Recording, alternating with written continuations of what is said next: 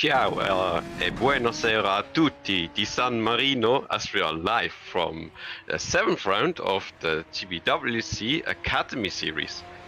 Right now here at the Autodromo Enzo Edino Ferrari from Imola, 4.936 kilometers for two 13-lap races. I'm David Jundt, not actually Italian but Swiss. Our broadcast director and cameraman is Joshua Dexter, and alongside me is Kert Rohtjärv. Well, hello to the broadcast, Kert. Yeah, really nice to be here again. Let's hope for a really interesting race like Road America was, and probably we'll see some massive action again, because Road America was definitely really interesting. So let's hope something cool from here too. Unlike last time, actually, this was a round where us FS2 drivers, or well, at least the emergency contracts or primaries were active, and so I think, funnily enough, all three of us were here. This is going to be an interesting race, I would say, mainly for also probably how drivers will figure out their car balance here. We've got a bit of valley, mountain, can't quite translate that, an up and down track with some, I don't know how should I say, interesting curbs. There will be an interesting factor here, since I can throw you quite off the line. We've got one big straight, as you can see here, that can lead to a lot of slipstreaming fight. As we're, by the way, already in qualifying, and we're about 2 minutes in, as we see Domenico Scarpelli going on his first flying lap right now. You can also see the... Definitely, yeah, Imola is a really tricky track.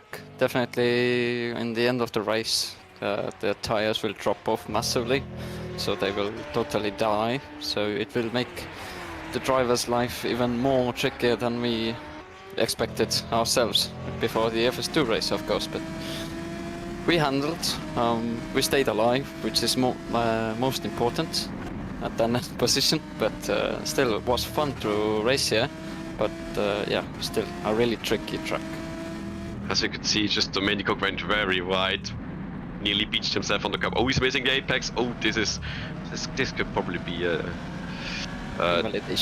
invalid track lap. Yeah. Yeah, handling. But I would have said, like, the tire wear would be my least of issues. I would rather say the balance of the car here, especially from the change from left to right.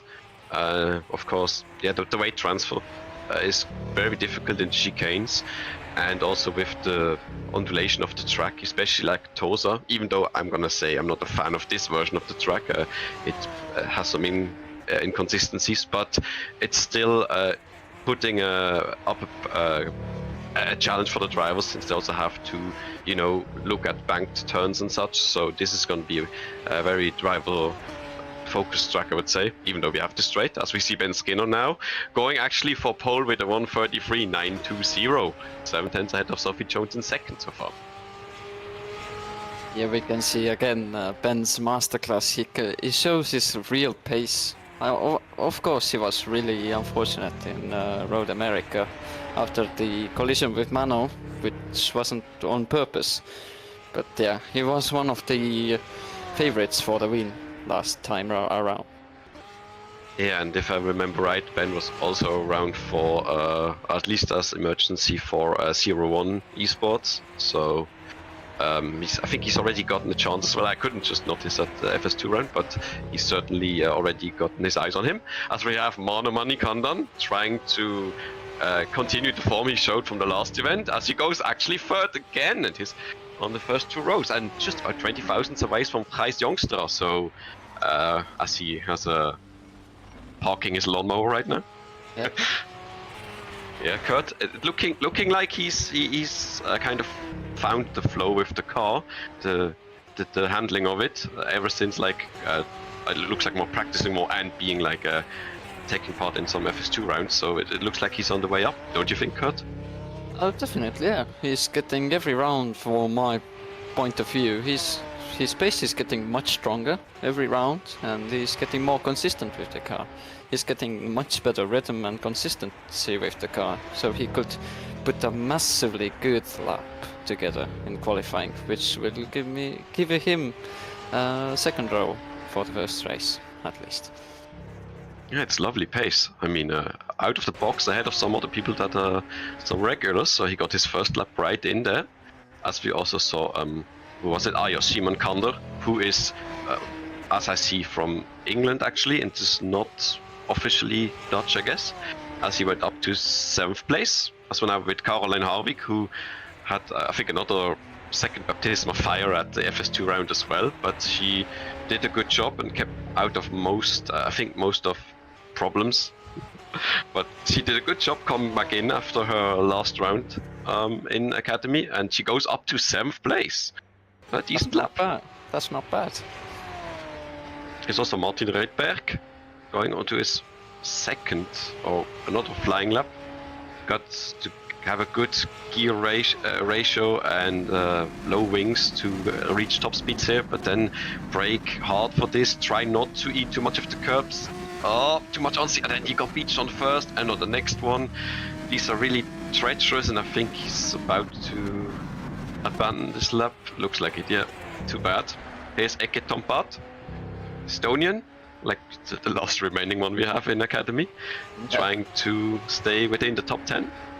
He's improving in the second sector right now. I see challenges. I think it's Gresini. Yeah, tricky chicane. I can say, like, you got to inside, you need to eat kind of some curb, and then you need to throw it around. But oh, lawless! Oh, look at that drift, man! Incredible. That's impressive.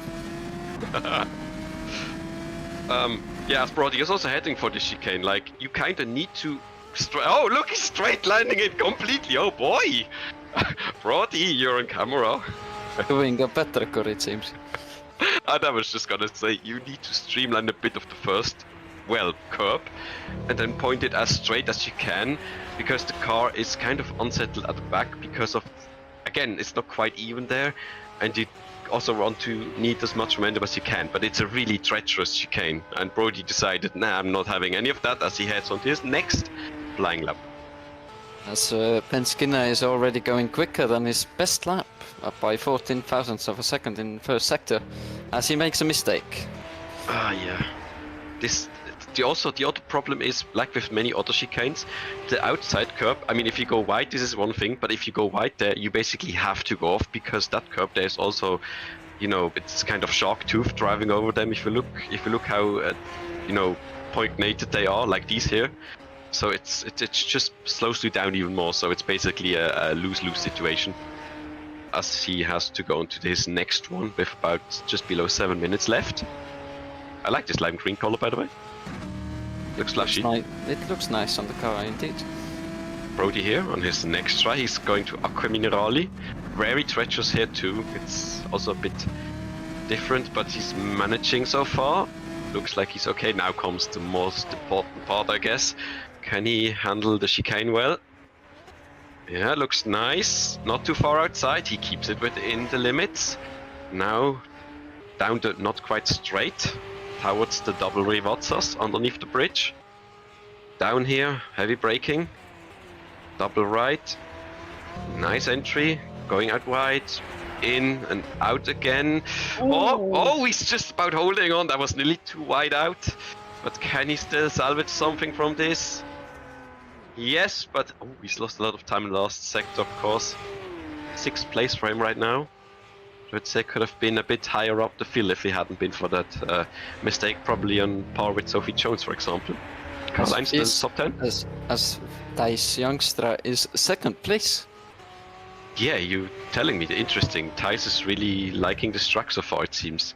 This is the highest I've seen him so far in straight qualifying.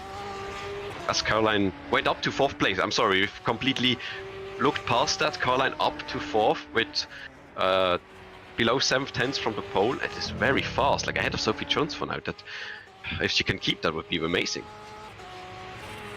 And meanwhile we have Simon Kander now also in Acque Minerali. Also looks settled, very nice. Very up the hill. Yeah, now towards the chicane.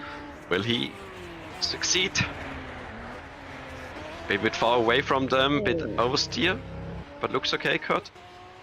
Yeah, we'll lose some tenths of a second there, but let's see. Yep. And again, it's Rivazza 50-meter braking, maybe a bit later than that. Oh, he's very wide. Oh, just about escaped sliding straight on them. And now the rather short run to the finish line that is much closer than on some other versions of the track. 7. And That's not bad. nice. As we're looking at actually the man on the move, Thijs Jongstra here. First sector wasn't so great though, but the second one was better. Can he go up overall on his time? Let's see. Also just holds on. And now not very far to go to the line. And no, he couldn't improve. This actually shows how determined are they during a lap in qualifying. They are just taking more than the maximum from this car. You can just so clearly see that. I would say from like the previous rounds, I probably, you know, I've said this probably before, but at this track, I really think that it's very difficult to get the handling right. So the one that does here will have a very good laps around this track. As we look at another rookie, like more or less a home race probably for Andrea Chinaglia from Italy. He's currently 9th place. Looks like an improvement in his second sector. Maybe he can put it together and improve a bit more on the grid for the race. Yep, oh, actually stayed quite far away from any danger of the curbs as he's coming to the line. And he goes up to 7th place. That's not nice. Yep, just about ahead of Condor and Lawless, so that's good for him. Very good debut so far. In time at least. Let's see what it will be when we come to a race session. Here, Sophie Jones, still 5th, still doing very well, and she's also up on her best sectors. So let's see what she can do as she comes down to Rivazza. It looks like a giant drop here. It's not quite that, but similar, I guess. Oh yeah, looks speedy, very speedy. Oh no, she actually took too much, and there's a brake spin. Ah, too bad. I think that would have been putting her ahead of Caroline, maybe close to both of Thijs Jongstra and Mano Manikandan there, as Mano here. Still 3rd, still doing well, with another good lap. Middle sector not quite as fast, but it's thereabouts. Maybe he can do it this time. And put himself up into the front row alongside Ben Skinner. That is a very high chance possibility right now, showing his pace. He has good pace, I must admit. Let's see where he ends up. True. That just looked very like a good line, and he's up to 2nd. Not Front quite. row. I mean, very good improvement by over 10th, but of course Ben sitting still 3.5 ahead. Chinaglia is still handling that car and sawing away, but pointing in the right direction. Now he's coming to the line, and he's also improving, and he's taking 7th place for himself. As we, by the way, haven't seen, Domenico Scarpelli is now 6th ahead of him, and Eki Tompat is in 8th place, right behind. No, and just I say that, Kert, look at that, he's 5th. Yeah, that's impressive, I must admit. He's just telling me off like, what? No, I'm not down there, I'm up there, man. And Scarpelli now heading onto his lap. Let's see. This is his last lap that he can do. Now he needs to make it count. Will he do it? Long run here, about 256, 58 onto the curb, taking in close to the apex. A bit of sliding, but looks okay. No curbs taking too much.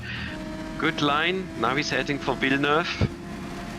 This will be important. Villeneuve is tricky, not too much, not to unsettle the car, get to the inside. Perfect, nice exit. Now into Tosa.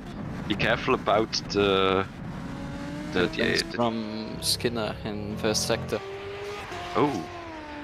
He has to. Well, he has to. He wants to respond. Although Domenico by now is like two tenths already down, but still up on himself. So see what he can do after going down here. Camino Rally again. Still looks very nice. Car really not sliding a lot. So sometimes a bit wide. That's true. It's just saying that sometimes sliding can help you a bit, but most of the time you want to avoid it. Ooh, that looked a Well, he's not far away. The 21,000s. That was a decent sector still. Although it seems like on the exit maybe he had a bit struggle to get the traction down. Now coming down here into Rivazza again. It looks blunted. This could be an interesting lap. Maybe third or second. Yeah, that should be possible. Like he could stay between below 3 fence away. Then it could be second place. No, third.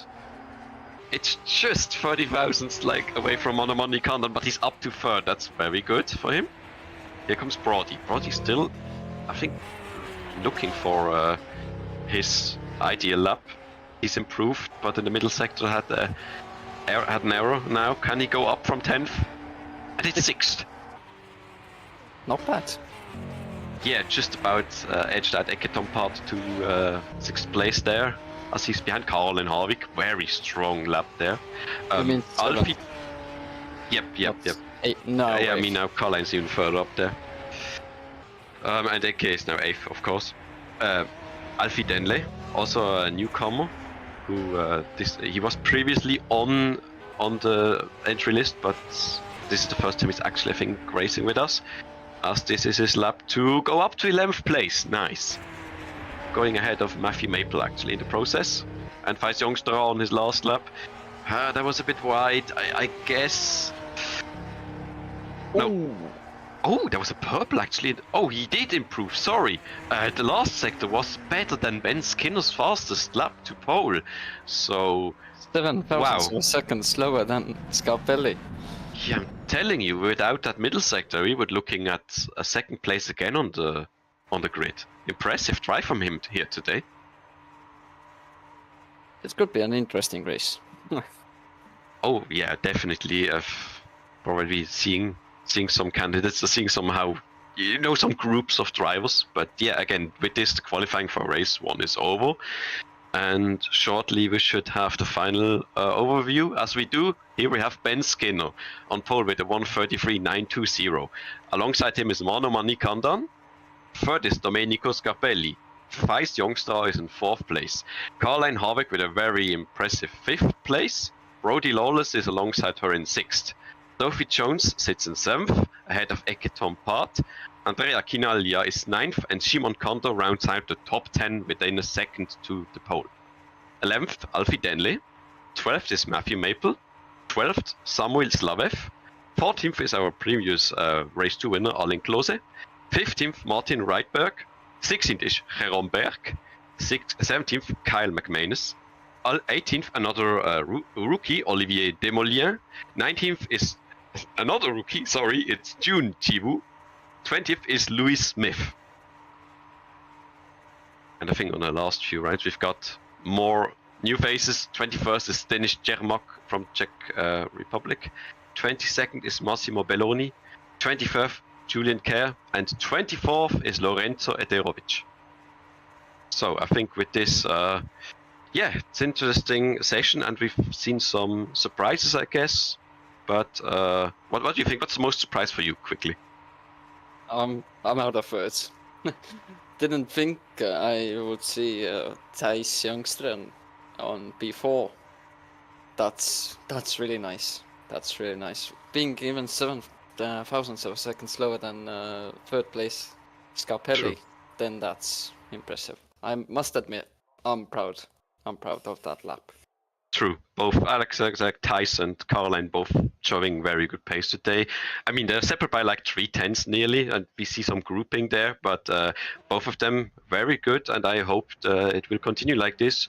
But before we go to, this is the warm-up now, but I think we'll take a slight break and we'll be back once the race starts. So don't go anywhere, and see you in a bit.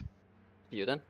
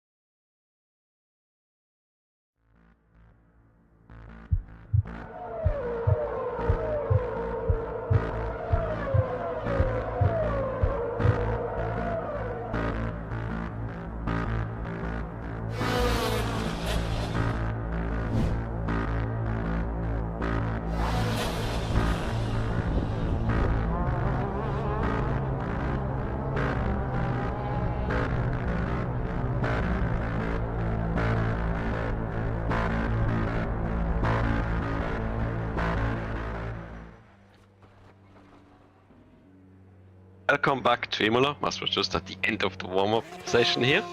Just going into the race very shortly. Looked into the commentary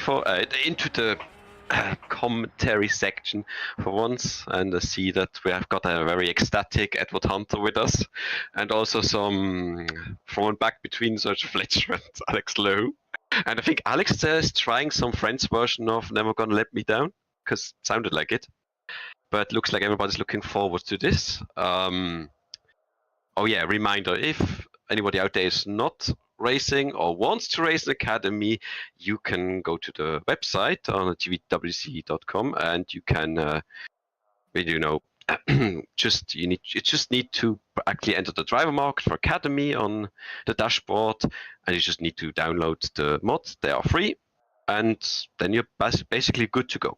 So yeah, see you there, I guess. Let's look forward though to this. Kert, what do you think? Do you want to curse anybody today? Looking at anybody doing well in race 1? I won't curse anyone. I think last time it ended badly. So that's I don't want to repeat that again. Yeah, it's difficult. Like the commentator's curse is always waiting much more than anybody else, just making a guess at who could be showing well. And I'm not sure I really want to, but I mean, I've been used to actually do both. I've got a special ability. I can do both, curse them as a commentator and as a spectator. But we'll see. Ben Skinner, of course, on pole. Been showing good pace, and today especially well. I mean, there's another 3.5 tenths gap back to second place. So if he can like make a break for it at the start of the race, this could prove very well for him, since again on the start-finish straight you've got a lot of slipstream here. This could be the make or the break situation for some drivers here, as we of course got no DRS, and we will see who will take advantage of that, as we're not very far away now from formation lap. Again, 13 laps, both races.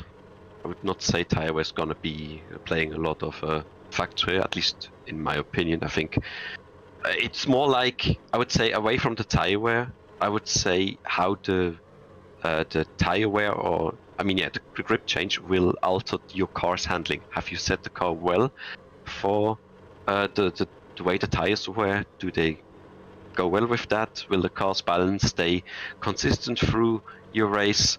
That will probably be the more important aspect. I mean, if you light them up too much, they will overheat and you have a lot of problems either way. So we will see who makes the most of that. And now it should be about time. First few go, and we will be having a look at the grid again, for those that came late. Once again, we have Ben Skinner on pole. Alongside is Mano Manikandan. Third place, Domenico Scarpelli, and in fourth place is Thijs Jongstra. Fifth, the quick Caroline Harbeck. Sixth is Brody Lawless. Seventh, Sophie Jones, and Eke Tompat is in eighth alongside her. Newcomer Andrea Chinaglia is in 9th place. 10th is Shimon Kander. 11th is Alfie Denley, and 12th is Matthew Maple. In the 13th spot, Samuel Slavev. 14th, Alan Klose. Martin Riedberg in 15th place, and Jerome Berg making it a Dutch row in 16th. 17th is Kyle McManus. Olivier Desmoliens from France is in 18th place. Jun Chi-woo from South Korea in 19th, and Louis Smith is 20th. In 21st is Denis Cermak. 22nd, Massimo Belloni.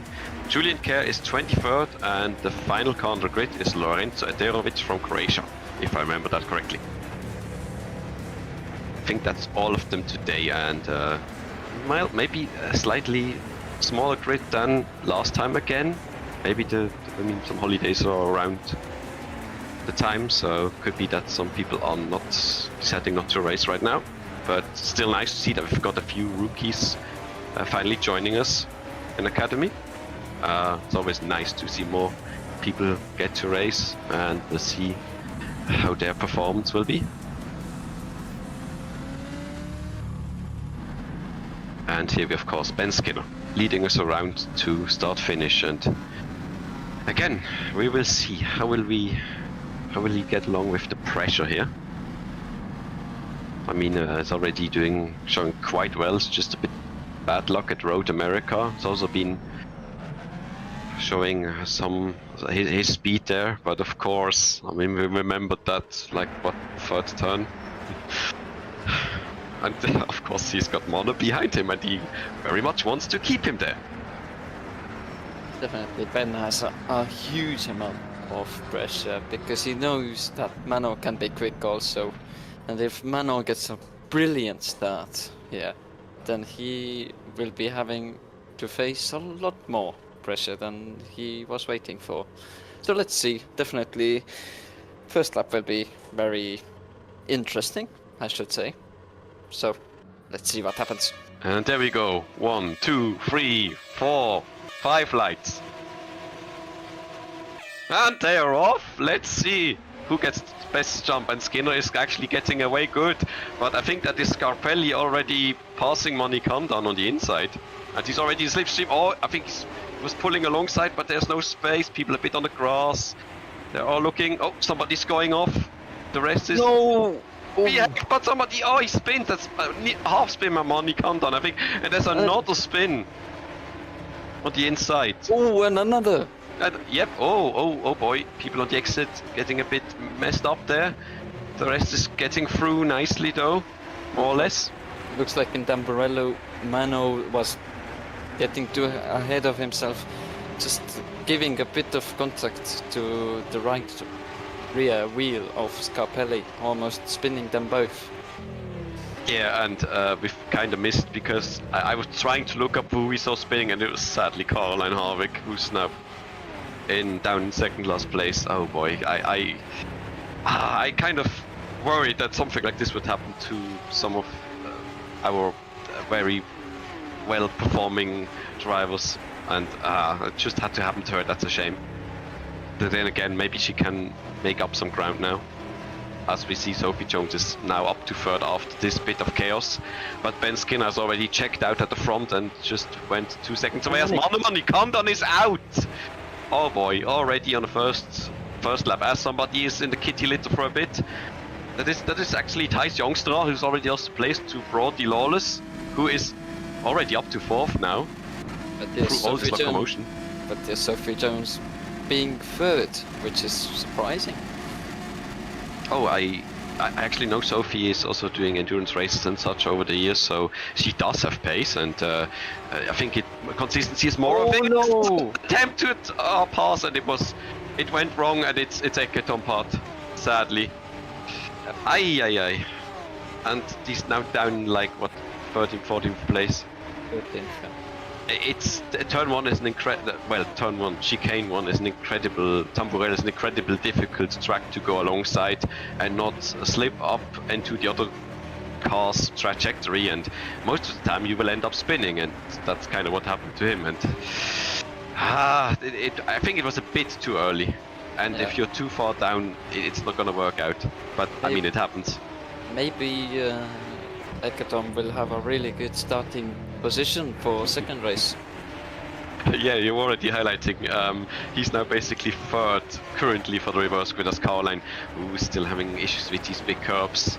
Went out wide in 22nd again, but at least he's still in it. I mean, there's still chance to also get close to P15, but she will have her work cut out right now as there are quite a few people ahead of her. And there's probably also a slight gap to, 15th place.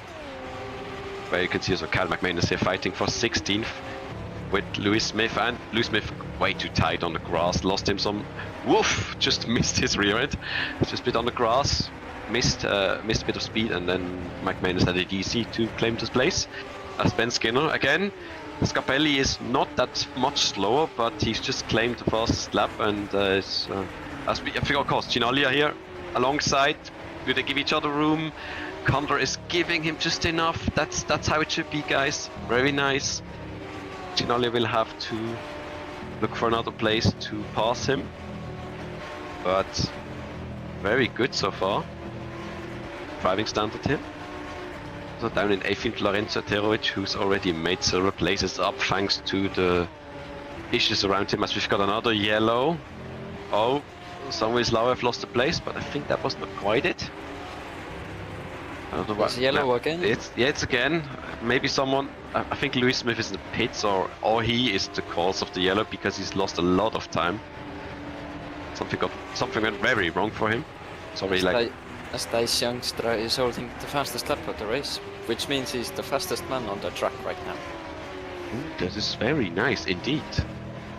this could be in a few laps. If he keeps this up, he could be back on the back end of Sophie Jones, sitting in third. So, and he's pulling Brody Lawless with him currently, as he's sitting just about half a second behind him, and they have already kind of got double the gap to P6 Chinaglia, who's actually passed Conter by now. So he already went up to the top 6 as Ben Skinner reclaims his, fastest lap thrown, 35.2.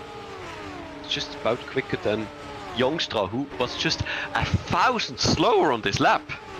Very, very good pace by him right now, as Conter is looking to fight back against Chinaglia into turn 1. Can they make the same as they did in the lap before? They do, kinda. Chinaglia has spins on the grass, and the guys behind them have to take evasive action too, as I think that was Matthew Maple who lost drive, and Samuel Slavev is on the comeback again, and he's taking P8. I think it's completely Paris stuck going in the wall. Ouch! That will cause a lot of side pod damage and maybe suspension. Oh boy, that is a very bad rejoin, man. Be careful, you've no! Oh yay! Oh Flippo! He's just flipped him up into the. Oh, is that June? Did you just flip the South Korean up into? It was Jiboyun, indeed. Oh, I'm sorry to him there, but that was very far off the line, a bad rejoin, and of course the other guy had to evade him, went wide, and then he just, I don't know, T-bone flipped him kind of off the track.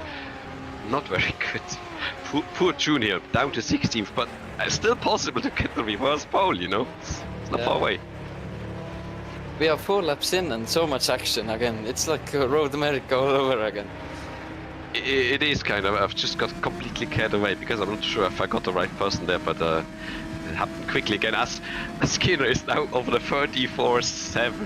That's just went half a second quicker than the lap before when he claimed it. And Eke Tompaf now looking for 9th place as he goes alongside Arlen Klose here, and he's ahead in the braking zone. Very nice. So what he didn't get in quali, probably, or couldn't quite fully realize in quali, he's now getting it in the race. Good pace so far. Let's see if he can get away from Arlen Klose here, Kert. Yeah, he has pace. I've seen him race in other leagues also, and he's definitely very quick with Formula cars. So let's see where he ends up. This has just seen some mean comment of Alex Lehoux coaching these drivers. Man, come on, Alex Lehoux is fine. What are you talking about? Lorenzo's also on that curb, at the tricky curb, not even going directly off, but getting stuck on the curb and losing control because the car is just sitting on it. We talked about the track grip getting worse and worse and worse as the time progresses, and it seems in Variante Villeneuve it has already worsened so much that they don't have grip. It looks like currently just missed the Julian Kerr's rear end, as you actually already up to 14th and both ahead of both of them, as Carlin of course is looking for the reverse pole here. I've just seen Slavev. I think he lost way much time. He was fighting up there near the top 10. Then he's disappeared to like 90 seconds off. He got himself a drive-through penalty and now he's DNF'd. Okay, that's all of the events in one lap. Summarized. But again, yeah, true. And he's already looking at Matthew Maple here to the inside, braking late, and looks like he's clear of him, and he's claimed P8 for himself as Maple. Maple's still in a very good run for 9th place right now. Also here, Harvick, as I said, is now looking for. He basically already took 15 away from Julian Kerr, and he's clear in the braking zone. This is very crucial for her. This could be, a kind of redemption for being cruelly denied at the start and having another decent round as Road America, but with much better pace, I would presume. Samuel Slavev and Denis Cermak have retired from this race. Yeah. Oh, and in the background. Oh. In Villeneuve, someone went off. I just missed it. Is that Kyle McManus? Because it's just lost the one. Oh. And that is a big one there. It's him. We already had wing lying around, so... Erovic and Kyle McManus, it seems. Oh Yeah. yeah, both of them. Sorry. Oh. Fourth minus driving. It's not very fun here. I just saw Eterovic on the background just going off. He's not enjoying this chicane, I have to say, because that was like the second time then. But personally, I would also say I would not enjoy it myself either, as McManus has actually parked his car off the track and he's out of this race too. As Rydberg has just passed Kert for 16th as well. Meanwhile, Chinaglia is now trying to claim 10th from Klose. He's for the moment ahead. They are very close together. Oh, don't turn into him there. And Chinaglia just is ahead into the braking zone, but at least they gave each other just enough, well, breathing room, and maybe slightly less, but they both survive. Chinaglia in the top 10 now, looking to maybe improve some more, but Maple is a hefty 3 seconds up the road from them, so that will be a big hurdle to overcome. Because Maple, I think, is still having a very consistent drive so far. As we have another person that is having a very consistent drive so far with Ben Skinner in first still, who is kind of managing, I would say, because he put down his claim to, well, the throne of this race, put down fastest lap with that, and he's now not that far away, but he's commanding a 3 second gap back down to Scarpelli with Sophie Jones. Actually, you know, they are trailing Scarpelli in second place right now. This could be very interesting, because if Scarpelli is not careful, they could attack him then at any moment into turn 1. But it seems like so far he's just managing the gap like the experienced driver he by now is compared to some of the others on the field. As there's somebody in the pit lane, it seems. It's Eterovic who has replaced his Rotwick now. So let's see. It's definitely getting a bit thicker at the front here, as Jones is a bit deep into the chicane, and that allows Thijs Jongstra to have a much better run on her here. It's just not enough to really get alongside. And when I mean alongside, it's really alongside, not what Formula 1 thinks about alongside. Yeah, Jongstra showing a good race so far with 4th. As Jérôme Berg, currently another Dutch driver in 14th place right now. Following June, who by now must have, yeah, he does have pace. I mean, I've seen he's practiced, put in a lot of time, some good driving, and it seems to pay out as he's back into the top 15. As Schoenberg has to look. Oops! As I say that, he's going off a bit, and he has to look back again. Oh no! He's getting rear-ended. Oh no, Berg! And June just about surviving, and Berg not. Well, I don't see him anymore there. But oh boy, a lot of drifting. Bergs. Car is okay, but car is okay. Well, visually I see nothing wrong with the car. It's not on fire or anything. Berg still keeping the reverse pole for now, but Kert and Rydberg have now set their sights on him and kind of want to have that place from him. So this could be depending on if he got any major damage, but it looks fine right now. I was just about to say that it seems like Berg is having some understeer issues into Villeneuve, which he lost a lot of time. I was just wondering if he got caught out, or I'm not really quite sure what that was. There was not really an opening on the inside, but I'm not sure if Yoon was maybe braking a bit earlier than usual because he got rattled by the curbing, but difficult to say right now, as Caroline now 14th, taking advantage of their misfortune, even though June is still ahead of her. Let's see if she can get him. Both of them 14 seconds down to 12th place, and Olivier Desmoliens, who has a very calm race right now, as Rydberg is in the pits. Haven't seen what happened to him. I don't think he's got a penalty, so I think it's just damage maybe, but yeah, let's see. Harvick already closing down in the first sector on him. So this could turn into Oh! No, it doesn't! He spins on his own and Colin Harvick is just claiming fatigue. No! Oh, do that. Oh boy, people, please, before you rejoin, look left and right. Oh, rather, hey, look the way you spun and the way people comment. Do not rejoin like that. Don't hope that they will evade you. Oh well, relative blocking is also helping as P7 Denley is slightly off and Tompot is now in a prime position to actually get a slipstream and overtake him, and I think this could be right for the picking, Kert. Yeah. Looks like he got a really good exit from Rivazza and he's already going for it. Yeah.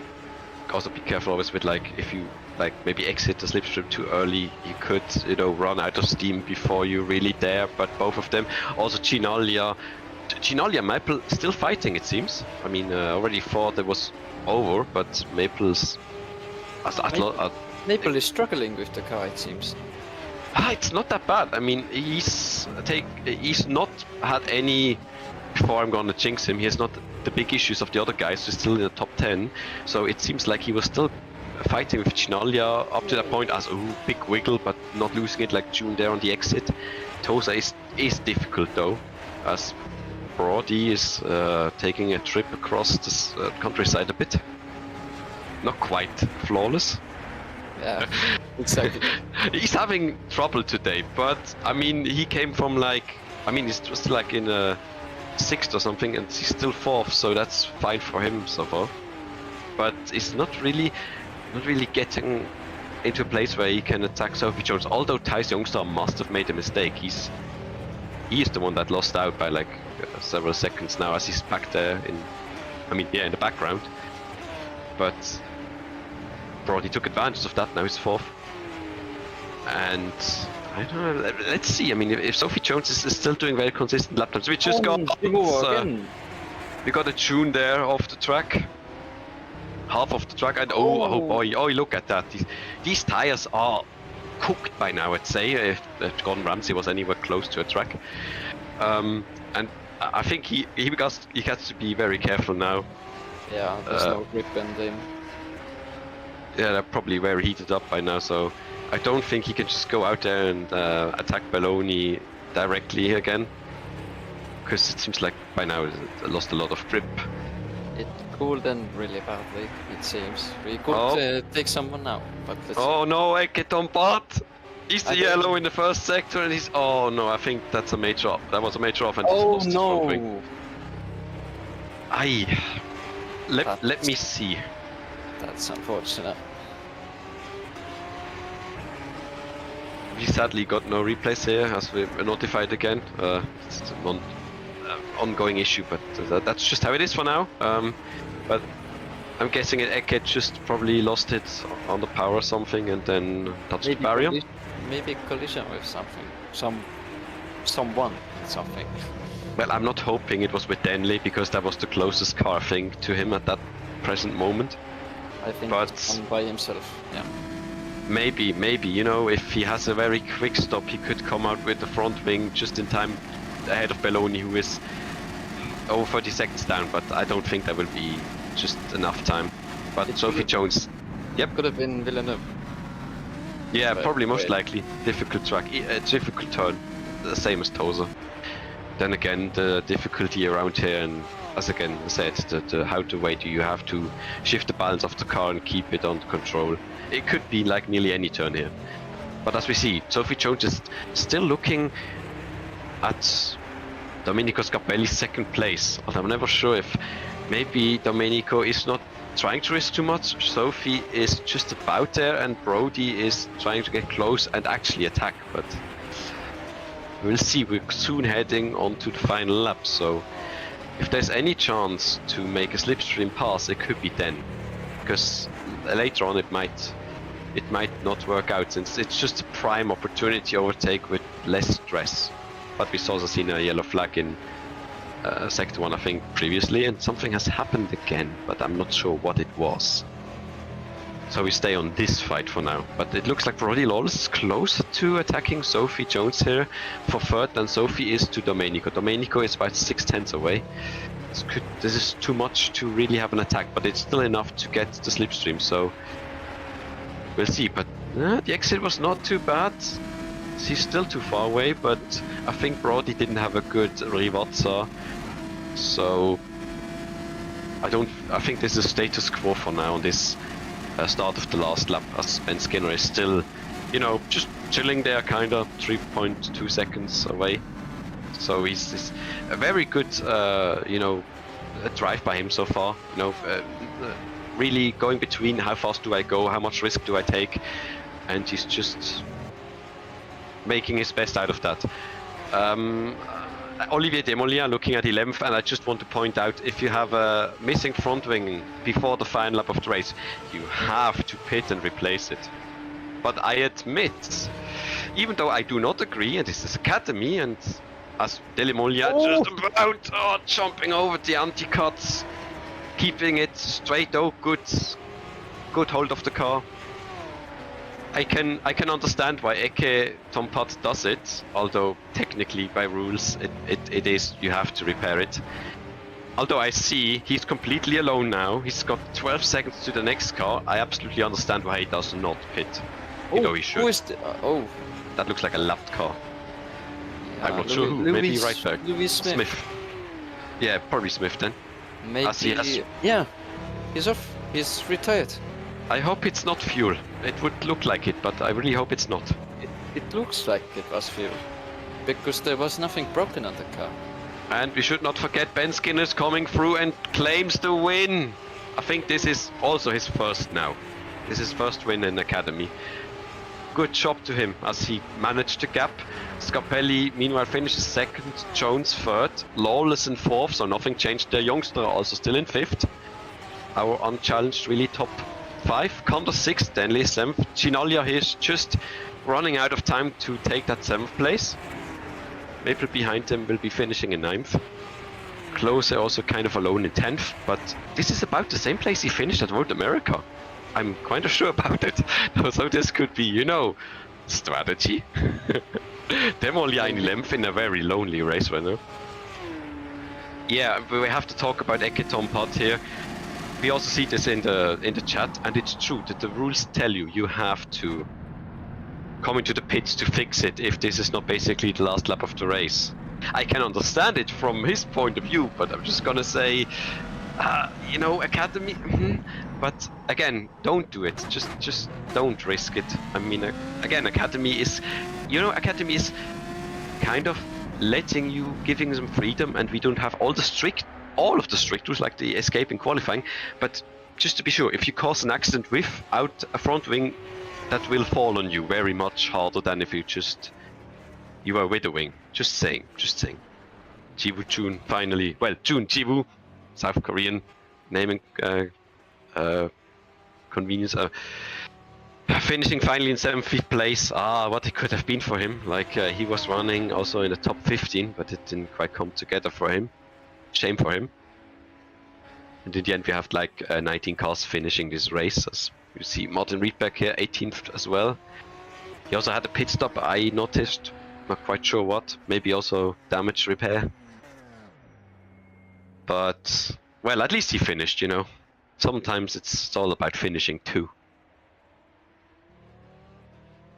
Okay, with this we're probably going to be looking at the final standings of race 1.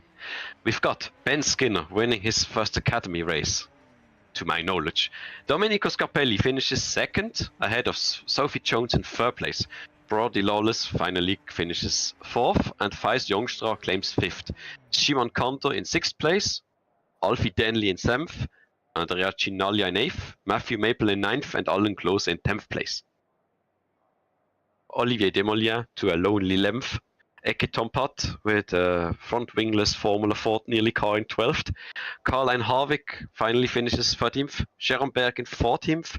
Julien Kert will claim the reverse pole for himself in 15th. Massimo Belloni 16th. Jun Jiwoo 17th. Martin Riedberg 18th. And the first retirement was Louis Smith in 19th. Still ahead of Lorenzo Eterovic in... I think we already got probably someone missing from the thing. So it's actually Eterovic 19th and Louis Smith was 20th. Then further retirements like Mano Manikandan, Kyle McManus, Janis Chermak, and Samuel Slavev. So, yeah, we didn't curse anybody, but it seems like some of the thought process was just some of the thinking. Just think of somebody cursed somebody to have some bad race. I think kind of Karl and Harvick here, but again, we're going to a short break here before the second race. And again, don't go anywhere, and see you in a bit. See you then. Hey, I didn't.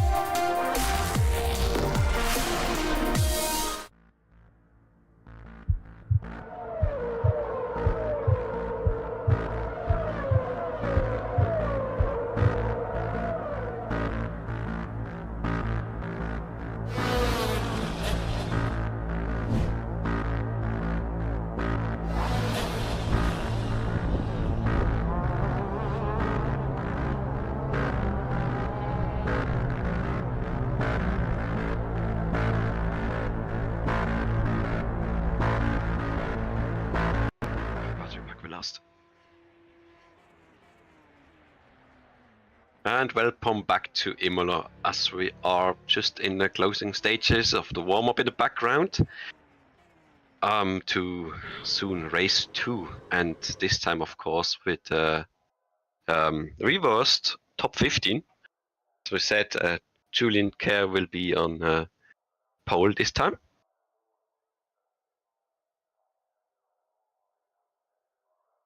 Please don't know. I'm getting some parcel snaking from behind, but Academy is always top 15. Reverse. That is FS2. 10 to 15. I'm not gonna get out my dice and then I'm gonna roll and we're gonna see that you know, I'm gonna put always the same on the reverse pole because my dicing is so badly. But yeah, here we are on the grading for race 2 and looking forward to. So Kert, what do you think? Is there somebody we're especially looking at, like some of the front row? Anyone you're especially looking at? Maybe I couldn't, but let's see.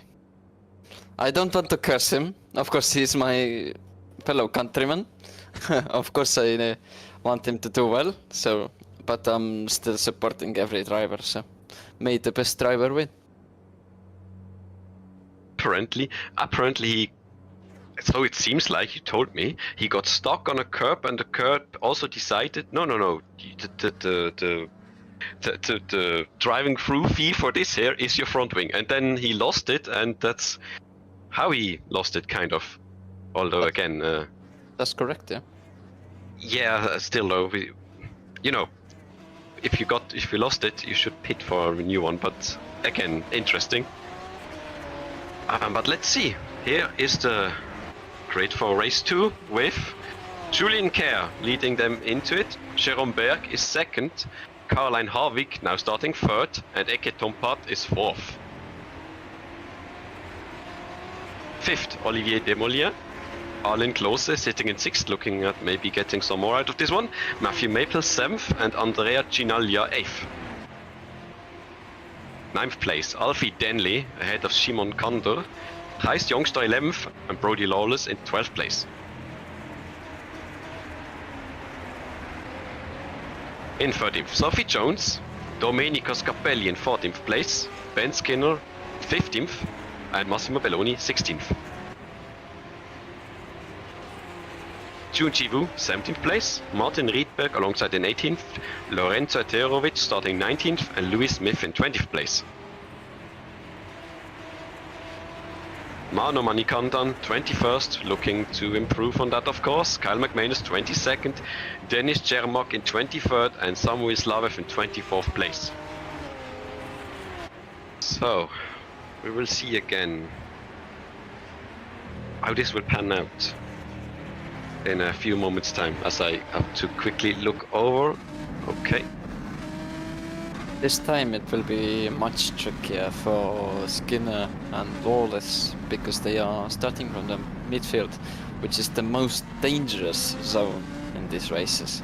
So hope for the best, fingers crossed that they will survive. Yep, I was pointing out that I think when I look at the inputs, I think Julian Kerr is on controller possibly. He is on a keyboard. Oh wow, that reminds me of the Jason Muscat days, and he was a very skilled keyboarder.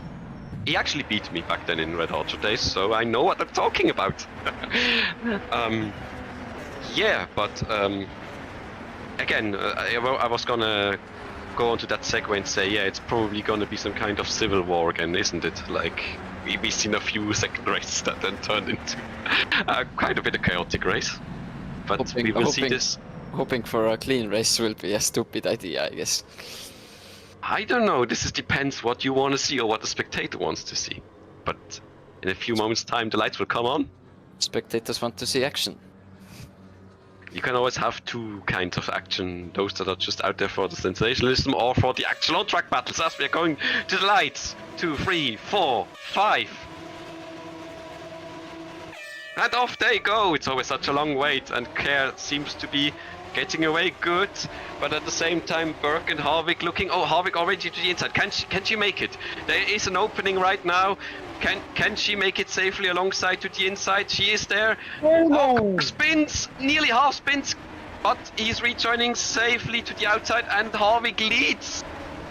Ahead of Eke Tompat, exactly. Oh my god, what is going on in the background There's there? a big cloud in the background, but it seems like we've got most people still driving. I see Alfie Denley, Brody Laws is at the back of the grid by now.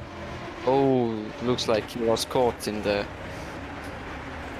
Yeah, it looks like everybody's like lawless against Brody right now. This time not having a good second race. But up here, Sophie... Eke Tompat is in the lead. Oh yes, oh my goodness. It looks like Caroline might have made a mistake somewhere, probably around Villeneuve-Formosa. Oh, she's very wide. Oh, careful.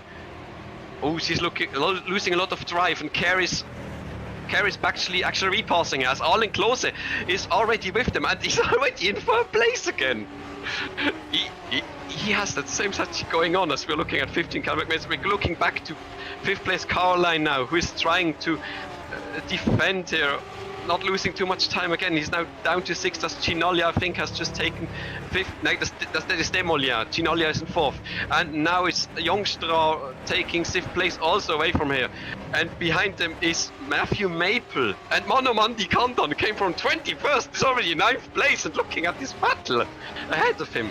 Wow, he must have threaded the needle incredibly well today.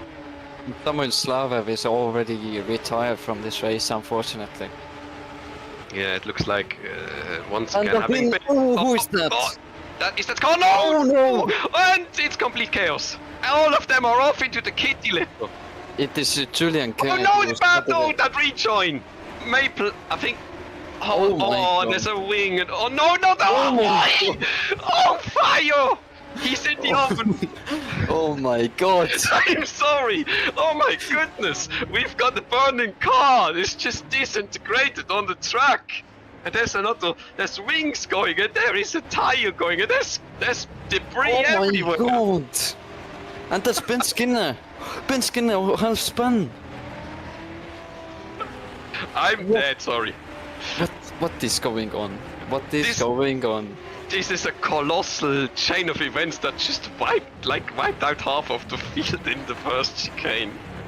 Or at least most of their parts. I don't know, there's no more. It's going down. They are T-boning each other into the... I can't come up with anything. The rejoins are all over the place. It's chaos. They're everywhere. It's chaos. Can somebody please just perform one good rejoin like Kert did it at the start of the race? And I think we've got half the field is gone. Yeah. Like at this stage, like Eke Tompat will lap half of the field because most of them had to pit for a new car. If they're even in the race, because we've lost Smith, Burke, Eterovich, and Care by now. June is in the pits. The race is actually still going, but I would presume they've also lost some parts. This is crazy what's going on, honestly. Yeah, by now you could hear that when I get excited or, get into the higher octaves, I'm just, my voice is just dying. And I've just got Ben Skinner in. Oh, another spin on the grass, and it is Condor, I think. Yep, yeah. Condor at, no, careful, don't spin each other around again. I don't want to curse Eke, but he has a huge chance of winning right now. Because Skinner is 20 seconds behind him. You've got to be careful with what you wish for here, because if this happens, we'll just curse. I don't want to curse him. I don't want to curse him. We've got another yellow, and Chermok is out. Denley's the pits. Money Condon by now is in the pits, and he's also gone wrong from like 0 to hero to 0. I know that song, but I'm just saying, it looks like that. We've got like, I don't know, like 6 cars left by now. This is crazy. I'm having to kind of settle down again, because we've got now Tompat leading by 5 seconds. Then we've got actually so what seems a safe duel between Klose and Chinoglia. who is now looking at actually getting that place, and it looks very much like. You will love it. No, no. He missed. He just went for the wrong way. Arlen made that very clever, but he got onto that high curb. This could be. No, it's not working out. Ginolia cannot try to undercut him there unless he wants to risk coming together. Oh, closer. Oh, Lagging a bit. connection a bit, yeah. Just thought he was losing the car there into Villeneuve. Then Tosa. I mean, this would be very ironic or sarcastic by the game if by now we had most of the cars wiped out and then another one just goes by disconnection, and we don't want that today. We don't want to see that. Not. Definitely not. Because it also robbed us of one of our great, well, battles that we still can talk on. Because behind them, oh no, and we talked too soon. Ginolia got on the curb and was dragged outside. Lost him some. Moment, was there somebody? It's Demolia, I think. Demolia spun off and into the barrier, I'd say. And he's lost his front wing, and luckily he rejoined when nobody was there. I'm guessing he could see anybody coming through. That was the first clean rejoin before Julian K on lap 1.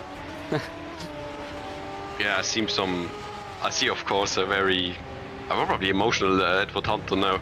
Of course, unlucky that she lost the momentum, dropped a bit back, and then she got completely swamped in that incident where she absolutely had nowhere to go. They were basically spinning in front of her and then tapping to the side, and she was just off as well. But I mean, she's still running 15th, but there's so much more that you could have gained. As we've got Ben Skinner here also trying to get through it to the field again and reclaims, or at least claims 7th place for himself, as Matthew Maple goes down to 8th. As Demolien is of course now also in the pits to replace his front wing. And Manny Kendon is 17th again. What has happened? Yeah, I mean, I think he must have been in that T-bone or that incident at either. Probably at the exit of Minerali, when we were just again losing our minds over it, because everybody was just spinning as if somebody had dropped oil, and maybe he's also lost, a wing, and that's why he's down 17th. So Marino's not having a great day. I mean, there's no doubt about his abilities over one lap so far, but I can't even say anything about the race because so far it's mostly just been he got caught up and then it was already over for him. Yeah, that's why he's down 17th for now. But we're looking here at 13th place, Kyle McManus. Kind of, got away with most of it. Who is following Belloni while Caroline Harvick is trying to at least salvage something more, like maybe 12th place, because that's not that far away with Belloni there. Sophie Jones is 8 seconds up the road.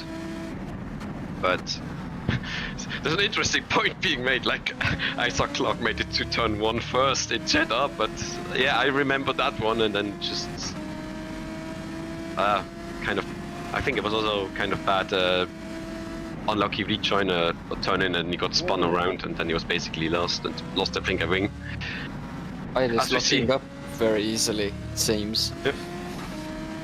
As you also see, Ben Skinner has just posted the fastest lap in a 34.3. I think this is faster than in his first race fastest lap. So he is really pushing to get closer to Thijs Youngstar ahead of him.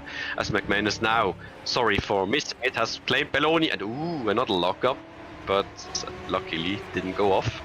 But Belloni just had to give him 12th there, as Harvick is now behind him, looking to do the same. Of course, far cry from what could have been. But of course, now we had 2-3 laps of craziness, and I shouldn't have talked about Civil War or anything. That was also cursing this race. You cursed it. You cursed it. Yep, my fault. I'm sorry, guys. It's my fault. We've got 2-3 laps of absolute chaos, and now, well, we got people still racing each other, but it's kind of calmed down, of course. So it's a bit difficult. But yeah, Eke Tompart by now, looking at the front again, he's got a 9-second lead, so I mean, he does have the gap to manage, and he doesn't have to take too many risks, and he, this time can stay away from the curbs that looking to steal his tasty front wing. But I mean, Klose is busy with Chinaglia right behind him, and it looks like Scarpelli is soon joining them. While we look at Caroline Harvick still trying to find a way past Belloni, but I think she's waiting for maybe the chance into turn 1. Ooh, Belloni with a tight exit or tight line into secondary Vatsa, unsettled him. She's already beside him. Could be bad for the slipstream itself, but she's already basically ahead and looks, maybe she also has a better setup in a straight line. So and he's ahead, indeed. Yep, already claimed way before turn 1, so she's up to 13th place by now. Not like that is can't be any more unlucky now being in 13th place. It looks like you could be anywhere and get unlucky. Even get first place and then get cursed. Not by 13th, but by us. But yeah. Let's see. We have here Ben Skinner. Again, we talked about him. He's even more showed his pace. Fastest lap of the race. I think it's still his. It is. And yeah, I think by quite some ways, because Scarpelli got like a 34.8, which is not bad, but of course that's nearly like half a second slower. But Skinner here having a really good run, cars handling well. Probably also got caught out on the first few laps, but he's still there. He's in 7th, and now he's looking at Brody Lawless. Can Brody? Oh, he's already. Is that some kind of? I took a book out of Magnussen. Now let's try to lose him. But it's not quite working. Brody is alongside. Can he make it around the outside? Is he? Is just about perfect on the line. Brody's trying to come back, and he's really having his front wing up his gearbox there, and he's looking at. No, he's look how controlled back behind him and thinks better. He's on the curb. He just survives it. Lucky. But Ben now taking command, taking 6th and looking at the next car that is basically 2.5 seconds up the road. Chinaglia, who's dropped actually from 3rd place. Scarpelli and Youngster have passed him by now. As Brody is having a slight white line there at I know the name of the turn, I just can't quite remember it right now. Just a white line there, but here's Caroline. Now she's. Oh, that exit by McManus didn't look very racy, as she takes his place away by the entry to. Of course, we shifted away, and we had to talk about this turn again. No. I come in early at this point. It's up the. I was nearly calling it Tortella because it's very close to that. Sorry. Let's look at Scarpelli here. Try to do the same as the lap before outside, but no. Klose is braking late and keeping the play. Oh, slight loss of momentum there. Scarpelli nearly into him. Brody Lawless has retired. Oh fuck. Oh. Okay. Excuse me, I was just surprised by like what? I was just surprised that it happened so suddenly. And the contact there with Klose and Scarpelli. Yeah, tight bit of it, but Alan doesn't want to give up the position, and they're still side by side.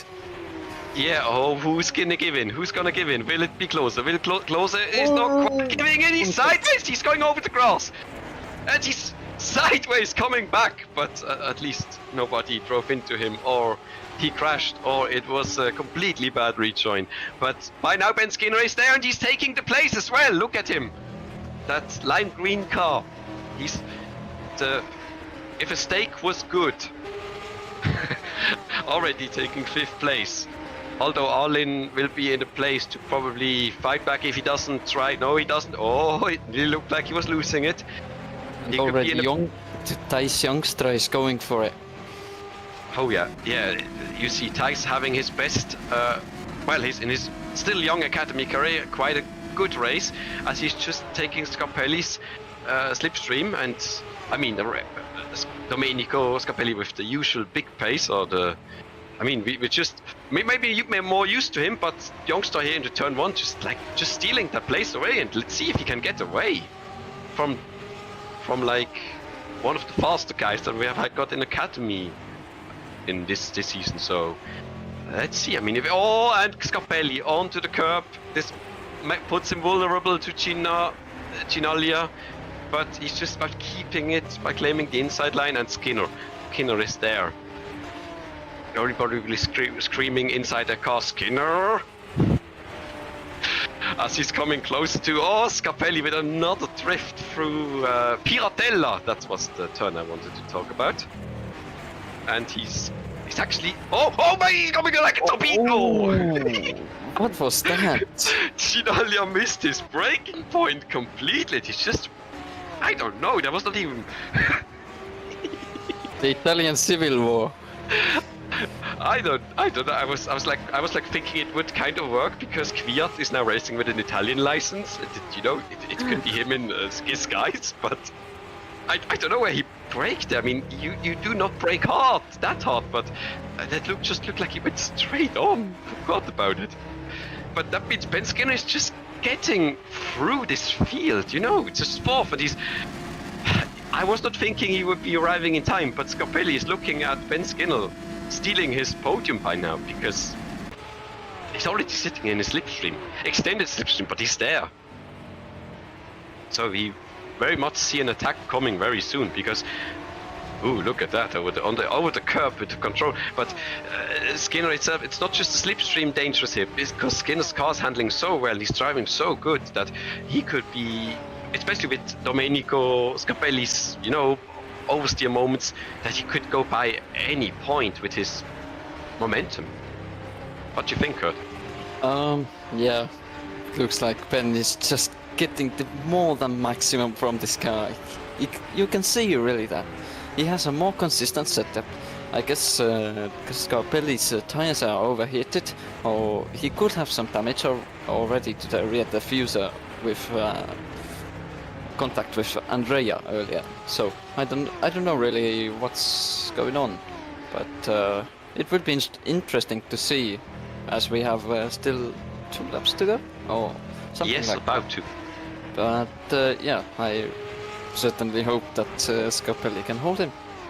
You make a good point there. Tire life maybe also slightly decreased because of the oversteer moments, the thermal degradation itself. It's not just the percentage of wear. You see the tire deck from terminal wear is very important, and probably the damage maybe even accumulated before that, maybe through some incident.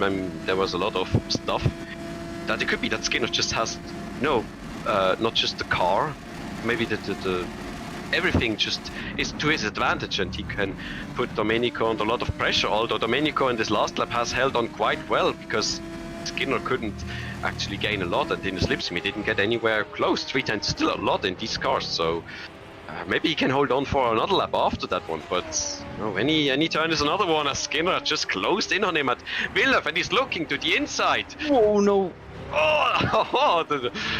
The angle just makes it look like he was just about spinning him around there, but they were both very aware of each other as they're going to Piratella. Skinner very clever, he's just making him make Scapelli go wide, and he's nearly on the curb. Scapelli is having major issues with his tires. It seems like Skinner himself got a bit out of shape there, but Skinner making a very good drive, like very strategical, making him, look into his mirrors and miss his braking points, miss his steering input. So that is very good drive. Look at the exit he has. Will he stay behind to get the slipstream, or will he get him there? Oh, look at him, he's putting a dummy on him. No, he's staying behind. Scapelli is having none of it. He's getting the car stopped in time, but now comes the important part. Will Skinner be able to use the slipstream, or is Scapelli gonna be okay on the straight? Scapelli's fighting like a lion. He does. I'm a pushing like a hell, he's probably saying inside the car to his team right now. As Skinner is coming in, he's closing, he's going to the inside. Will there be space? Oh, he's going on the anti-cuts. Oh, he's losing momentum, but they're side by side.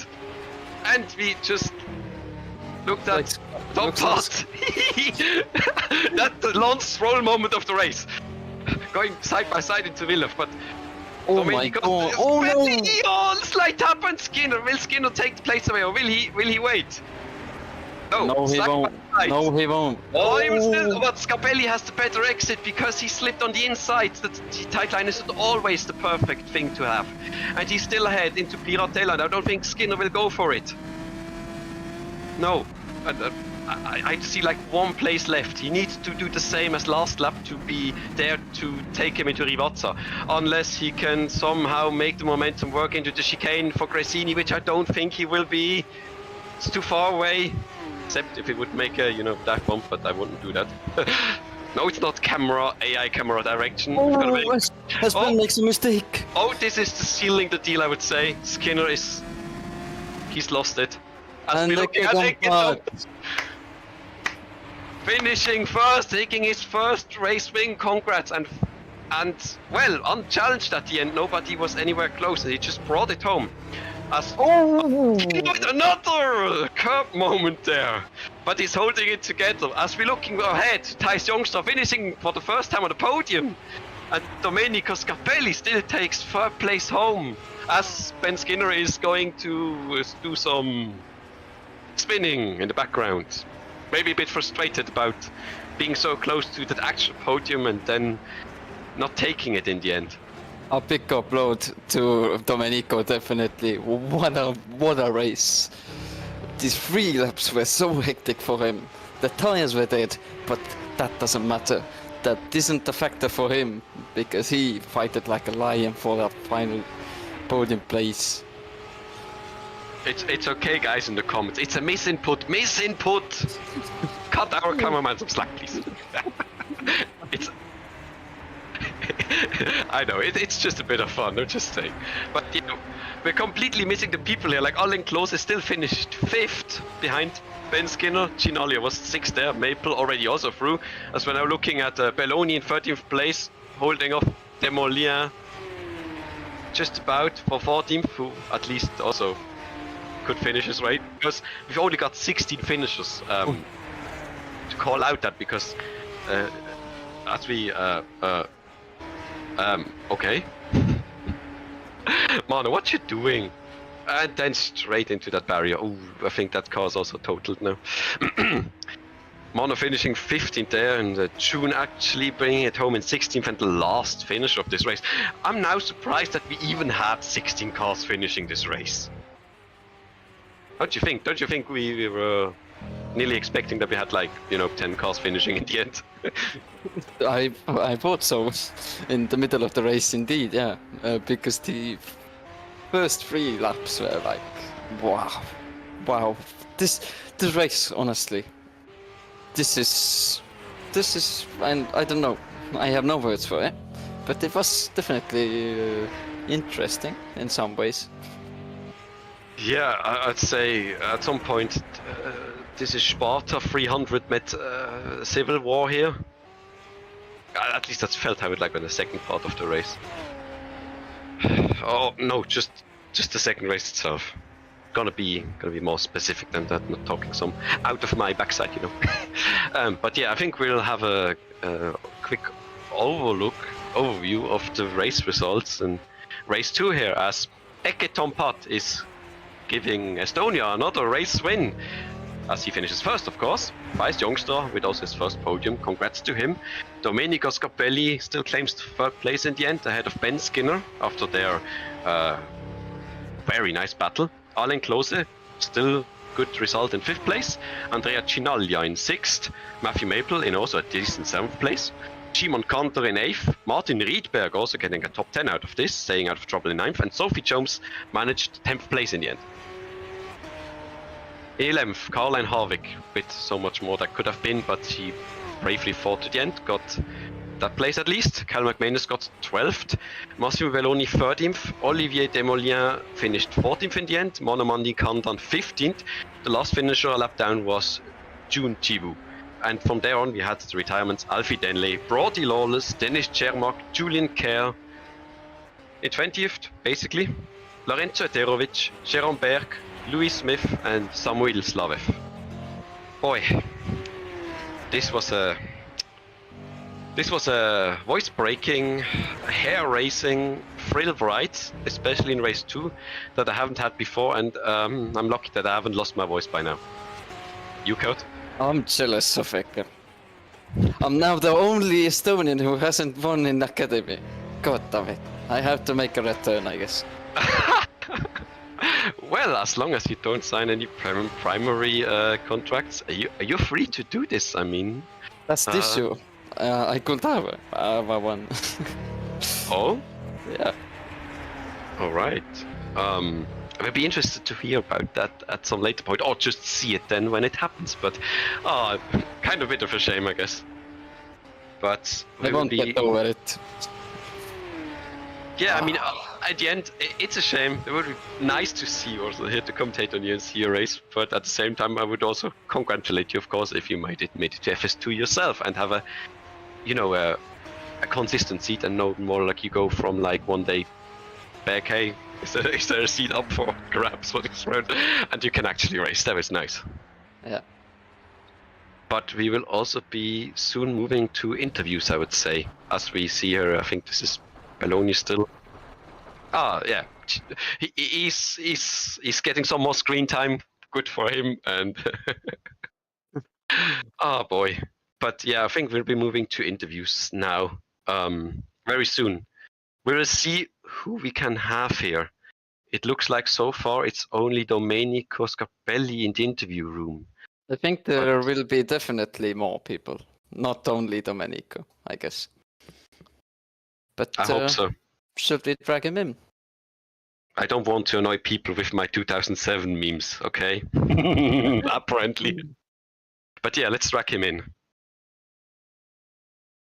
Yeah, give me a sec.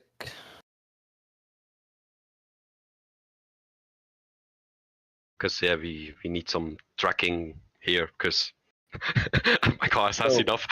My cars usually have enough track. And yes, there is Domenico Scarpelli with us now. Let's see if he is around. Yes, it seems like he is. Hello, Domenico. How are you? Hello. I'm good. Yeah, you're probably a bit rattled because we were looking at especially your race 2, and there was a big fight with Ben Skinner going on. So how did it feel for you trying to hold him off as he was closing in on you? I mean, it was really hard to manage the pressure.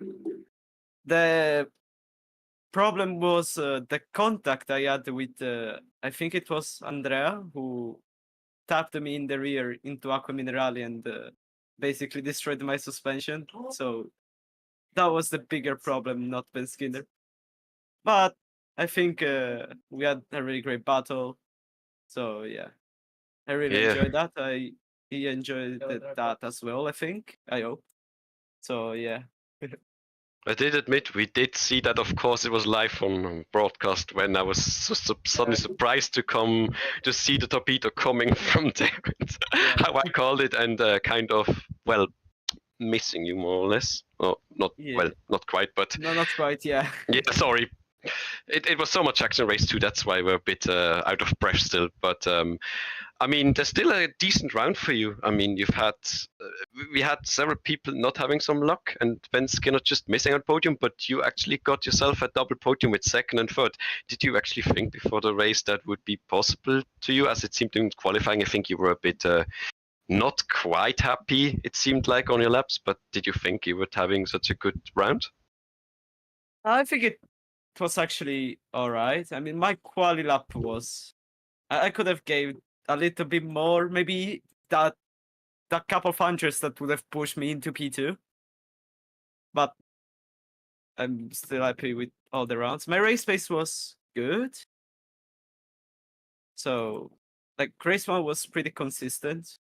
And I managed to hold behind the Sophie Jones, who I think was running actually like a way higher downforce setup, because on the straights it was not catching up that much, but then like in the middle sector it was getting closer and closer and closer. So yeah.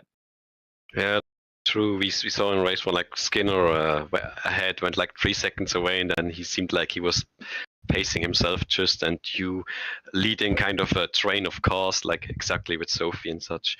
But want to go hand over to Kert. Do you want to ask Domenico something I haven't mentioned yet? Something interesting? I have a poem of questions, I would say. Oh, Oh boy.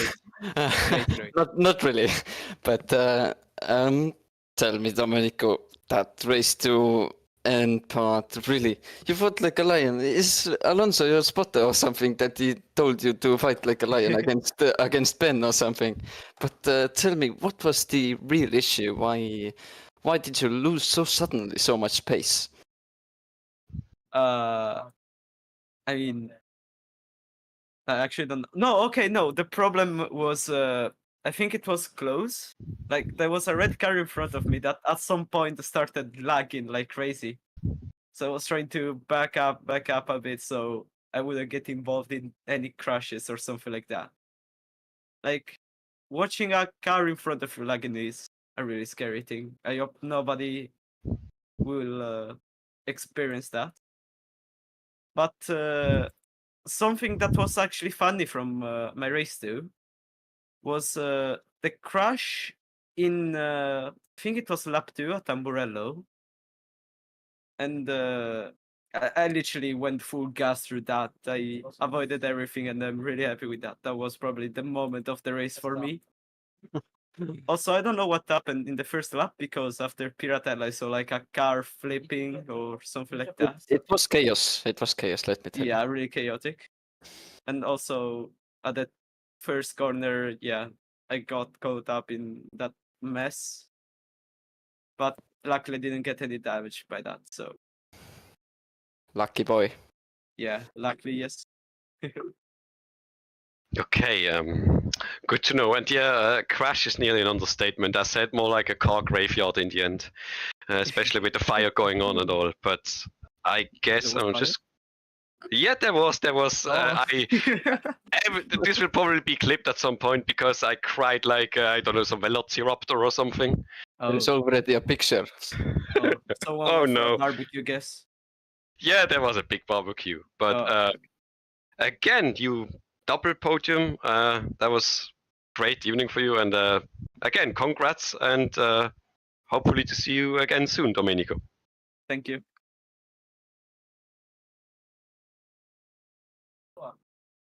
All right, let's see. Who else can we have? Like, we've got a few people now, it seems, but maybe we go by like, also first round results. And I would say maybe we got Feis Youngstra first in. That would be a great idea. Hope I'm not mispronouncing his name. I actually looked up Feis before the race, so I hope it's okay. Dice Youngster, yes. Wait, I'm having issue. So. Hello there, Feis Youngstra. Hello. How are you? I am good after that race. Yeah, we've been talking about you, and some other people too, but we've been pleasantly surprised by your pace this race, because looking at the first race was like, I think 5th place, and the second, I think, you with actually taking your first podium in Academy. So how do you feel about that? Well, it was a really good race. It was really tight at the last few laps with Domenico, of course, but I made it work and I managed to pull a gap, and I'm quite happy actually. We looked through the race, like it seemed like in qualifying already displaying some great improvement in pace from like Road America with some, I think, less than fortunate luck there. And then I think from qualifying a bit slipping back in some slight moments, but still like 5th in that. But how should I say? Is there any big moments you had, or were you mostly just happy with how it was going?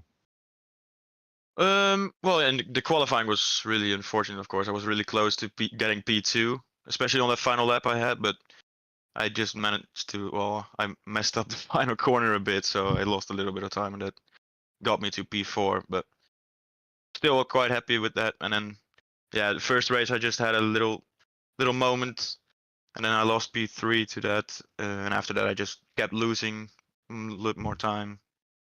But yeah, the second race was a lot better, and I was just, I can be really happy with this entire day. So on the broadcast. But personally, I was just thinking we were not picking anybody or saying like, who could win this? Like apart from like Caroline having a good day, I was also thinking of you, but then I decided not to. But seems like maybe some bad luck still crept a bit in. But yeah, I mean that was a great impression in this event, and I think I'm better handing it to Kert now and asking Kert, what do you think? What would you like Feist to ask about this race? This would be my first time that I say I have no questions. Really not? Yeah. Like I could have. Unfortunately, no. Like Maybe one. Yeah, go on. So, Thijs, tell me, how was your setup building? How long did it took, and what did you focus on the most? Well, of course, it took a lot of laps, but I just wanted to have a little bit more stable car, especially with these curbs on Imola. It's crazy. You can barely hit them, and you'll spin out. So I was trying to focus on just getting a stable setup and making sure I could kind of get over the curbs, but not. Of course, you can't always get over them real good. So yeah, I was just trying to focus on that, and of course, get good cornering. But yeah, I've just been practicing the last 2 weeks a lot, so yeah, just keep practicing. Yeah, that looked like also likely one of the few. You're one of the most consistent out there. I would say I don't think we would see many errors or issues. So it reflected in the results, of course, and with like this double top 5, I think you're of course very happy, and I agree on the curbs. They are very treacherous on this version of the track. So congrats on not getting killed by them or anything. But yeah, congrats again on your result, and I hope to see you again soon. I hope so as well. Thank you guys. Nice. I think now we've got. I mean, I do see that there's Ben Skinner around, but maybe he's not really feeling like talking about his race.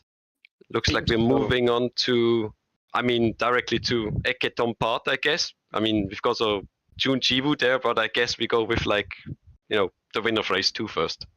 I don't mind, yeah. I think it will be a great idea also.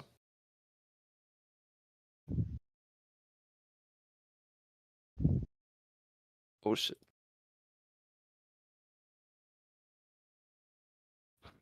Wrong channels.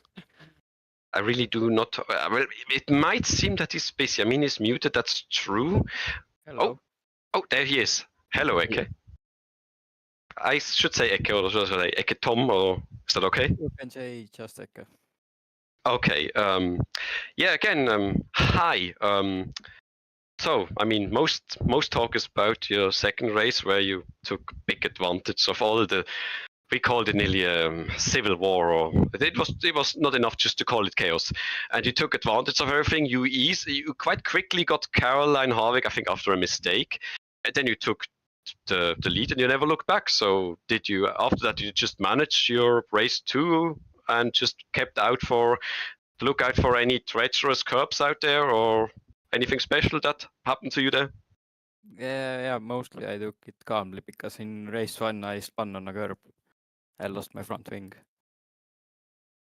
Yeah, true. We were talking about the difficult curbs around here.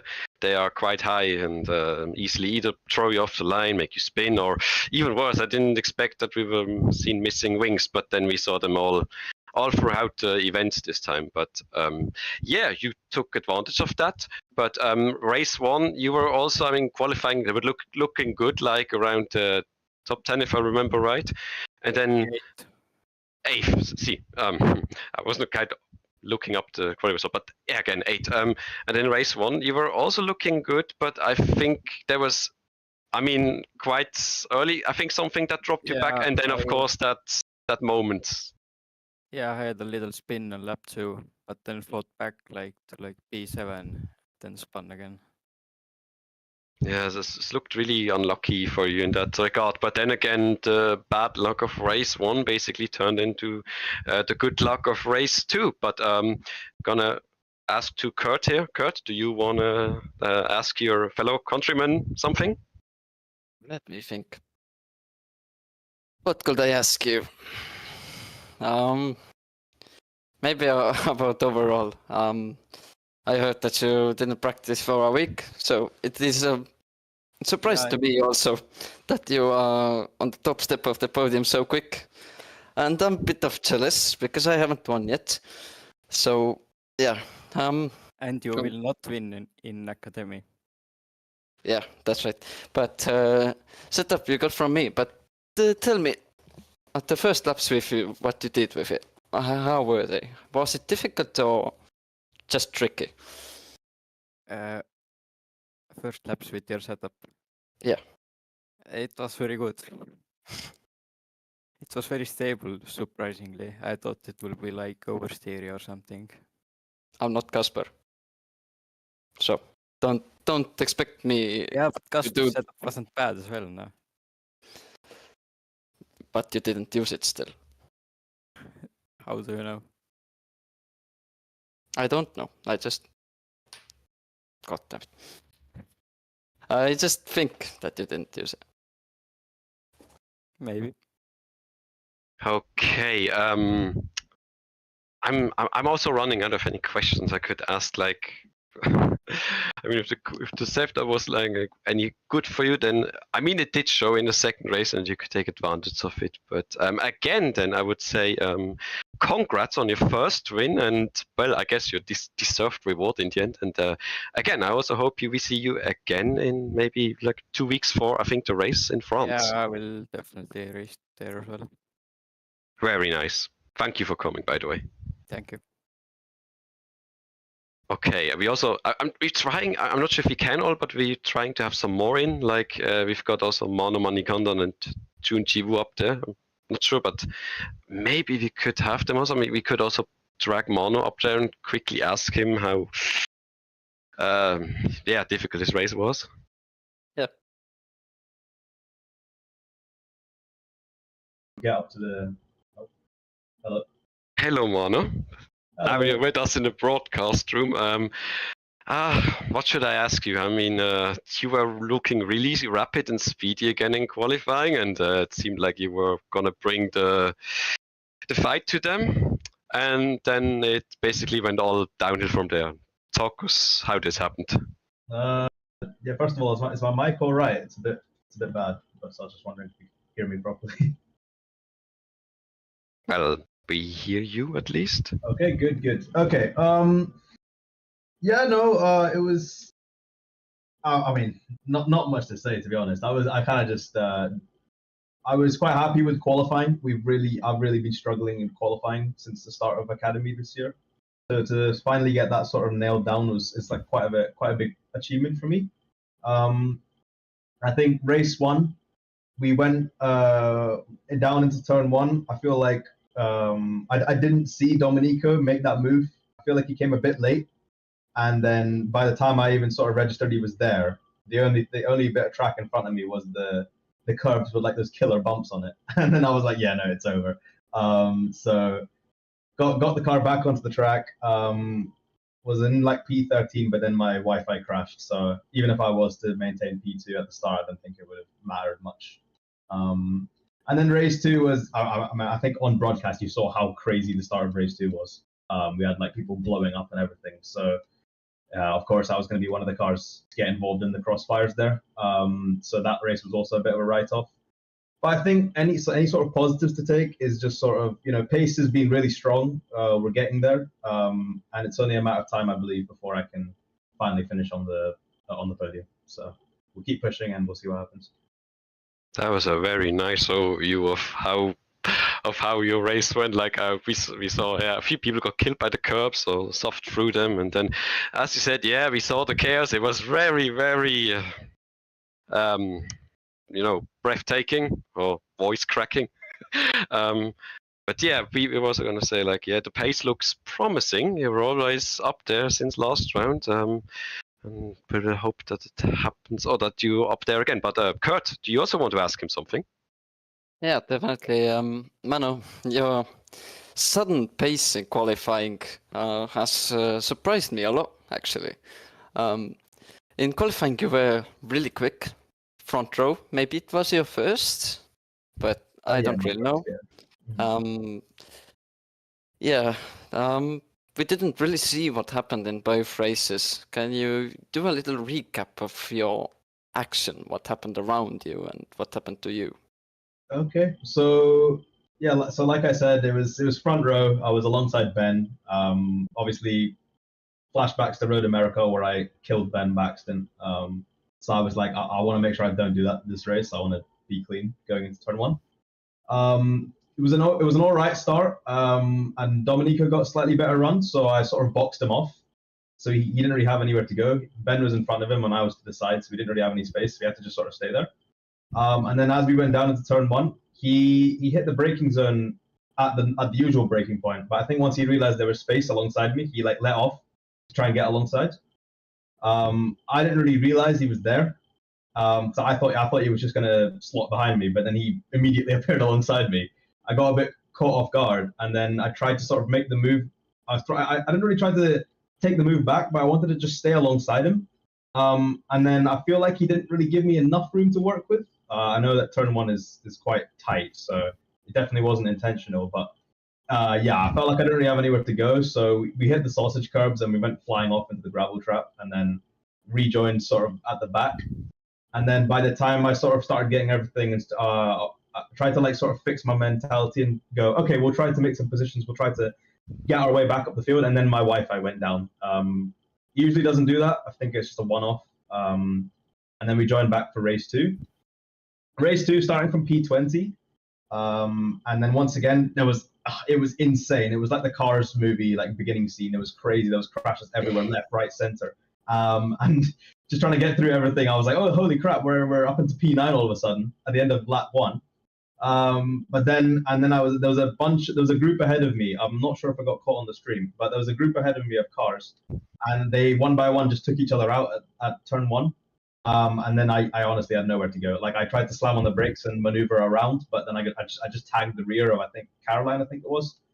Went into the gravel trap, and then yeah, it was just over from there, to be honest. So picked up a bunch of suspension damage, back into the pits, and yeah, I was very angry at the time because I was like all that went to waste. But looking at it now, I'm quite happy that the pace was there. I think that's a strong point to take away. I compare myself to where I was a couple races ago, and I've clearly made a lot of improvements. So we'll keep working. I'll keep putting the effort in, and hopefully we can get that podium or even race win. Definitely happened a lot for you, and hopefully we'll see you again in 2 weeks. Yep, thank you very much.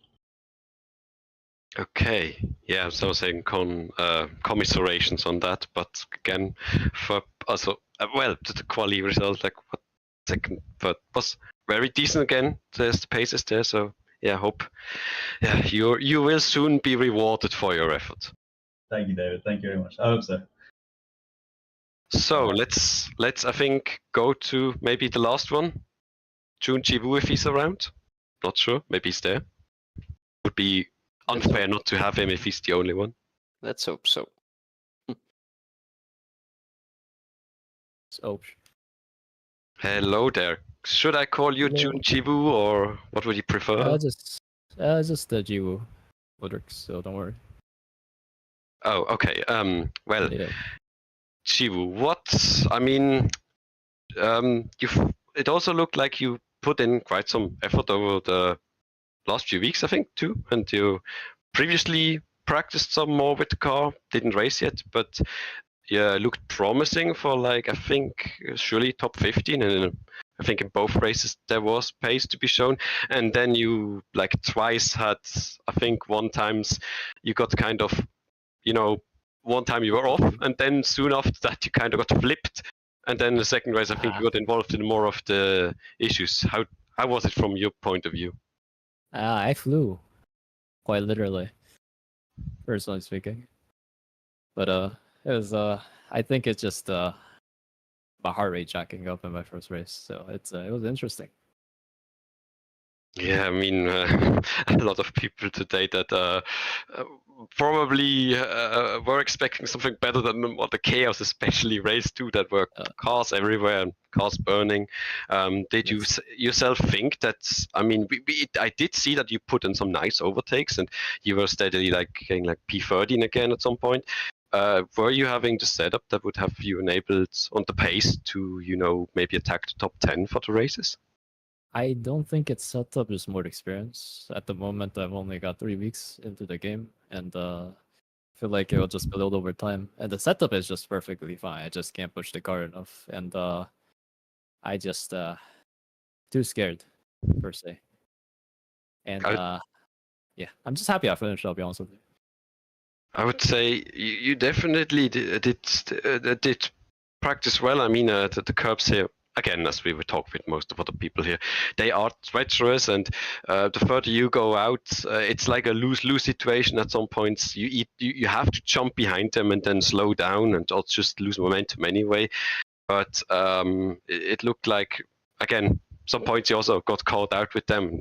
Too bad, but yeah, it's not easy here as a debut to race. But I mean, I still hope that like maybe going to the next round to the Bugatti circuit at Le Mans will give you some better results. But I'd also like to hand it over to Kert and ask him, do you want to ask Jiu something on his first Academy event? Jiu, I have one question for you. As I know, you are driving with virtual reality. With that contact there, I don't remember who that was in race 1, that you got hit from the sideboard and your car got to in flight. That could have been pretty scary, and overall driving with the virtual reality set, it's already overall scary. I just it was I like flying, It's it's nice, you get some airtime, You can't get that enough around these cars. It's the aero, with the downforce. So I'm just happy I didn't flip and then, crash and burn like Jerome did. But the quick question, do you know who punted Jerome off the track by chance, or? Don't remember exactly. I saw him burn, so that's why I was curious. We didn't exactly see it, but I saw like somebody like, just on the edge, like cut up his like front tire or something, but his car exploded immediately into fireballs. So yes, yeah, we were kind of distracted by the bonfire. Bonfire? Oh, see, it's like flies to a fire, a light. Jesus, okay. But yes, I'm gonna keep using virtual reality. I've heard a lot of people to go away from it, to stick with the screen so I can improve better. But considering that no one uses it here, I feel like it'll be an interesting, different experience if I were to pave a way that way. Yeah. Interesting. Well, it also can give some advantage or some depth field of view, and you can look into the turns of the apexes. So if you're not flying around or getting turned into an airplane, then it can definitely help you, and hope that it will be also of help for the next event you're taking part. So I hope see you then. Yes, thank you for your time, sir. Okay, I guess that's the interviews for now. Kert, do you have anything you want to, bring up quickly or look back to that's the moment of the race for you? Something? Amazing race overall. Very much action. Looks like race 2 is always the pit of hell. So not really much better to hope from that, but still really interesting to commentate again. I am really glad I got the chance again, and I'm really happy of it. Yeah, definitely. I mean, we've talked about Road America, like race 2, turn 2 exit was everyone taking to the grass or touching grass somehow. But it was just like doubled with this race too. A lot of action. But away from this, I just want to, as we're concluding Academy here, I just want to bring out a look towards more racing this week in GPVWC. Tomorrow, on Tuesday, we've got the Super League Lights again in action. There will also be at Imola. And we will see if the last time the Road to Formula duo, if they can score another 1-2 for them, or if like their rivals at Vale, like Maggio and Herlog and, previous Super League champion David Fidok will have something to say about this, or anybody else we haven't had on the bingo card yet. And on Thursday, we have the Super League back in action, also at Imola, of course. And there, I mean, I haven't checked too much, but I know Jan Gronqvist is currently in his best form, and he's got like a 40 points lead, and Venturi also looking good in the team championship. So we'll be interested to see if Super Venturi will be once again the guys to beat, or if the people at THR and someone else will fight them for the win here. But from us, this is it for tonight. And again, I would like to thank our cameraman and broadcast director, Joshua Dexter. I'd like to Kert Rohtjärv as my co-commentator today. Generally, GPVWC here for that we are able to comment this like this for Academy, so they also get their spotlight. But for me, it is, I wish you a good night and sleep tight.